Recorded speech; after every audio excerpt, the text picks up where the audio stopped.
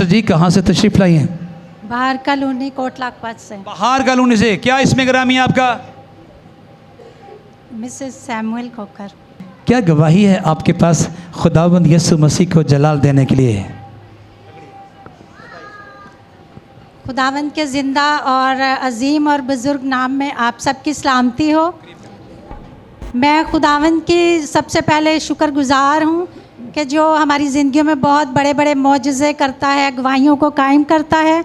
और उसके बाद मैं पास्टर जी की बहुत शुक्रगुज़ार हूँ कि जिन्हें खुदावंद ने इतनी बरकत दे रखी है कि उनकी दुआओं के वसीला से हमारे जैसे नाचीज़ इंसान जो हैं वो बरकत पाते हैं और शिफा पाते हैं। तो मेरी गवाही कुछ इस तरह है कि पिछले महीने की 5 तारीख को सुबह मेरी तबीयत बहुत ज़्यादा ख़राब हो गई। मुझे सीवियर किस्म का डायरिया हो गया। मैं ख़ुद भी स्टाफ नर्स हूँ, मेडिकल लाइन से रिलेटेड हूँ। तो जो कुछ मुनासिब था, ड्रिप वगैरह लगवाई, इंजेक्शन लगवाए, लेकिन मुझे उससे बिल्कुल फ़र्क ना पड़ा। मेरा सारा दिन इसी तरह वॉमिटिंग और डायरिया से बुरा हाल होता गया। तो आपको पता ही है जब बॉडी में पानी की कमी हो जाए तो फिर इंसान का क्या होता है।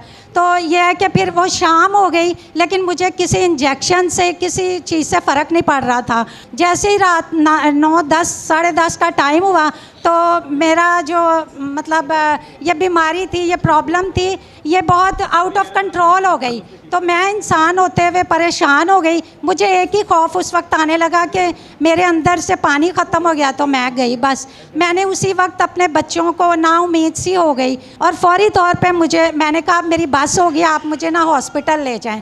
जैसे ही हम फातिमा मेमोरियल हॉस्पिटल में गए हैं, फिर क्या हुआ कि डॉक्टर ने जब मेरे टेस्ट करवाए और हालत देखी मेरी, तो कहने लगी कि मैं इनको वार्ड में एडमिट करने का रिस्क नहीं ले सकती क्योंकि इनकी हालत इतनी ज़्यादा ख़राब है कि मैं इनको आईसीयू में दाखिल करूंगी। और मुझे यहाँ तक कह दिया गया डॉक्टर ने कि आप जैसा केस जो है वो हमारे पास कभी नहीं आया है, जितना ही मतलब आपकी तबीयत ख़राब है। पास्टर साहब को मेरे बच्चों ने और मेरे शौहर ने इनको कॉल की और इनको बताया और रिक्वेस्ट की कि आप हमारे साथ हॉस्पिटल आएँ।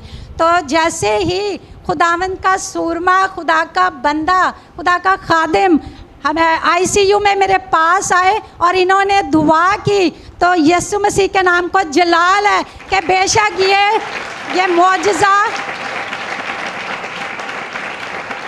ये मौजज़ा खुदावंद ने किया, लेकिन उसने अपने बंदों को जो मुकर्रर किया हुआ है, चुन रखा है, उनकी दुआओं के वसीला से खुदावंद जो है वो बड़े बड़े काम करता है। मैं दावे के साथ कहती हूँ उस वक्त मुझे पाक रूह ने टच किया और मैंने उसी वक्त अपने बहुत उम्मीद, आस और तसल्ली पा ली, इत्मीनान पा लिया कि अब मैं खुदावंद में शिफा याब हूँ। फिर मुझे शाम को ही डॉक्टर आए तो उन्होंने कहा आपकी हालत अब बहुत बेहतर है, हम आपको अब रूम में शिफ्ट कर रहे हैं।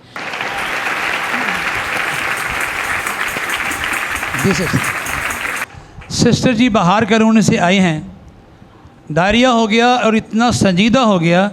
सिस्टर्स जी मौत से थोड़ा ही पीछे थे।